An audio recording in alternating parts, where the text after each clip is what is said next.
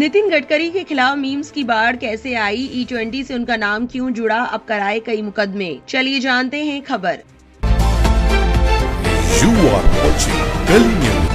Bombay high court ने मंगलवार को कहा था कि वो केंद्रीय मंत्री नितिन गडकरी की ओर से मेटा, एक्स, गूगल और अन्य अज्ञात लोगों के खिलाफ दायर मानहानि के मुकदमे पर 5 अगस्त को सुनवाई करेगा। ये मुकदमा सोशल मीडिया पर प्रसारित डीप फेक सामग्री को लेकर दायर किया गया है। इनमें नितिन गडकरी को गलत तरीके से केंद्र सरकार के एथेनॉल ब्लेंडिंग कार्यक्रम से जोड़कर दिखाया गया था। जस्टिस आरिफ डॉक्टर की बेंच ने केंद्रीय मंत्री की ओर से पेश वकील संदीप एस लड्डा को निर्देश दिया कि मुकदमे से जुड़े सारे दस्तावेज उपलब्ध कराएं। इसके बाद अदालत ने मामले की सुनवाई 5 अगस्त तक के लिए स्थगित कर दी। नितिन गडकरी ने अपनी प्रतिष्ठा को नुकसान पहुंचाने का आरोप लगाते हुए 11 करोड़ रुपए के हर्जाने की मांग की है। उनका कहना है कि सोशल मीडिया पर वायरल हुई इस सामग्री से उनकी छवि को ठेस पहुंची है। नितिन गडकरी 2014 से केंद्रीय सड़क परिवहन मंत्री हैं। उनका कहना है कि E20 नीति से उनका कोई संबंध नहीं है। उन्होंने आरोप लगाया कि कुछ अज्ञात लोगों ने AI से तैयार किए गए डीप फेक वीडियो बनाकर सोशल मीडिया पर पोस्ट किया, जिनमें उन्हें गलत तरीके से एथेनॉल ब्लेंडिंग कार्यक्रम के लिए जिम्मेदार बताया गया। याचिका में सोशल मीडिया पर किए गए 24 ऐसे पोस्टों का उल्लेख किया गया है जिनके बारे में दावा किया गया है कि वे नितिन गडकरी की मानहानि करते हैं और उन्हें E20 विवाद से जोड़ते हैं। केंद्रीय मंत्री ने अदालत से इन पोस्टों को हटाने का निर्देश देने की मांग की है। साथ ही उन्होंने अपनी प्रतिष्ठा को कथित रूप से हुए नुकसान के लिए 11 करोड़ रुपए के हर्जाने की भी मांग की है। चलिए अब जानते हैं नितिन गडकरी निशाने पर कैसे आए। केंद्रीय शिक्षा मंत्री पद से धर्मेंद्र प्रधान के इस्तीफे के बाद सोशल मीडिया पर नितिन गडकरी निशाने पर आ गए थे। आंदोलन के दौरान भी गडकरी से जुड़े मीम्स दिख रहे थे। दिल्ली के पूर्व मुख्यमंत्री अरविंद केजरीवाल की आम आदमी पार्टी समेत विपक्षी दलों ने अब उन्हें निशाना बनाना शुरू कर दिया था। सोशल मीडिया पर कई पोस्ट में E20 जैसे एथेनॉल मिश्रित ईंधन की नीति से कथित आर्थिक लाभ की बात कही गई थी। अरविंद केजरीवाल ने सोमवार को घोषणा की थी कि वो E20 और नितिन गडकरी के खिलाफ जन समर्थन जुटाने के लिए नेशनल टाउन हॉल आयोजित करेंगे। केजरीवाल ने प्रेस कॉन्फ्रेंस में कहा, इस देश के युवाओं ने एक अहंकारी सरकार को झुकने पर मजबूर कर दिया, जिसके परिणाम स्वरूप धर्मेंद्र प्रधान को इस्तीफा देना पड़ा। अब मैं प्रधानमंत्री से आग्रह करता हूँ कि E20 के मुद्दे का भी समाधान कर दे,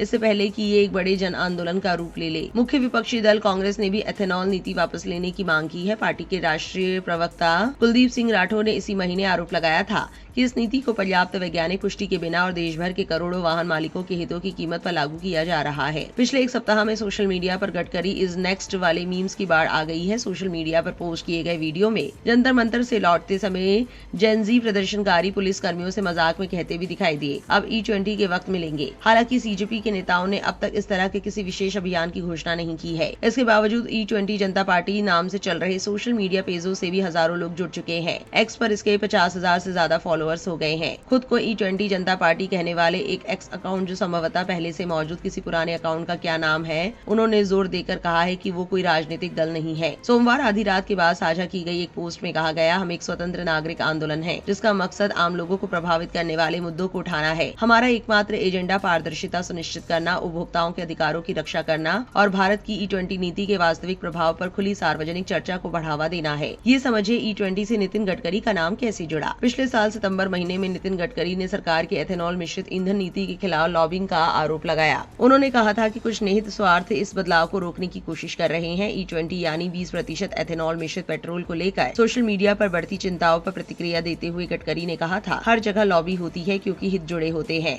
पेट्रोल लॉबी बहुत ताकतवर है। उन्होंने ये टिप्पणी नई दिल्ली में society of Indian automobile manufacturers के 65वें वार्षिक सम्मेलन में की थी। उन्होंने कहा था, सोशल मीडिया पर मेरे खिलाफ चलाया गया अभियान एक प्रायोजित अभियान था। सुप्रीम कोर्ट भी इस मामले में दायर याचिका खारिज कर चुका है, उसमें कोई तथ्य नहीं था। E20 ईंधन की शुरुआत अप्रैल 2023 में चुनिंदा पेट्रोल पंपों पर की गई थी। इसके बाद अप्रैल 2025 में इसे पूरे देश में लागू कर दिया गया। इसने E20 ईंधन की जगह ली, जिसमें 10% एथेनॉल मिलाया जाता था और जिसका इस्तेमाल भारत में अधिकांश कार्य करती थी। एथेनॉल एक प्रकार का अल्कोहल है जिसे मुख्य रूप से गन्ने, मक्का और चावल जैसे खाद्यान्नों से तैयार किया जाता है। सोशल मीडिया पर यह आरोप भी लगाए गए हैं कि एथेनॉल मिश्रण को बढ़ावा देने के पीछे नितिन गडकरी का निहित स्वार्थ है, क्योंकि उनके परिवार का संबंध पूर्ति समूह जैसी गन्ना आधारित कंपनियों से है। पिछले साल 8 अगस्त को अंग्रेजी अखबार द हिंदू के माइंड इवेंट में गडकरी ने इन आरोपों को सिरे से खारिज करते हुए कहा था कि जानबूझकर चलाया गया दुष्प्रचार अभियान है। हमने एक ऐसे संगठन की पहचान की है जो लोगों को फोन करके उनसे एक्स पर पोस्ट लिखवा रहा है। संभव है कि इसके पीछे कोई राजनीतिक साजिश हो। राजनीति में ऐसा होता रहता है। उन्होंने कहा था, अटल बिहारी वाजपेयी जी ने 2001 में एथेनॉल मिश्रण की शुरुआत की थी। क्या उन्होंने ये मेरे कहने पर किया था? गडकरी ने कहा था कि उनके परिवार की कंपनियों को हर साल 30 करोड़ करोड़ रुपए का नुकसान होता है। उन्होंने दावा किया कि उन्हें कई बार इन कंपनियों को बंद करने की सलाह दी गई, लेकिन अपने व्यक्तिगत लगाव के कारण उन्होंने ऐसा नहीं किया। उन्होंने कहा था कि ये कंपनियां केवल 1,03,000 लीटर एथेनॉल का उत्पादन करती हैं, जो बहुत ही कम मात्रा है। उन्होंने कहा था, अगर मैं इलेक्ट्रॉनिक, हाइड्रोजन या फ्लेक्स इंजन वाली गाड़ियों को बढ़ावा देता हूँ,